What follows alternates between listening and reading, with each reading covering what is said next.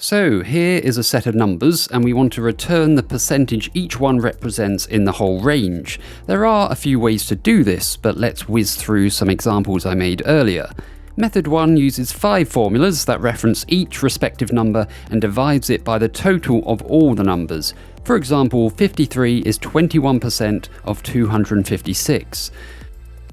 Method 2 takes advantage of the brand new %of function, meaning we don't need to explicitly divide this time. We only need to include a reference for the part in the first argument and the whole in the second.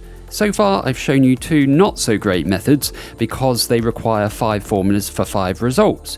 Method 3, though, combines %of with MAP and LAMBDA to achieve a single formula that spills the results we want. But funnily enough, there's an even shorter way that doesn't involve %of.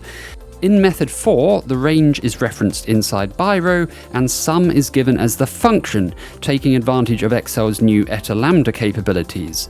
Then we divide by the sum of the whole range. Simple as that.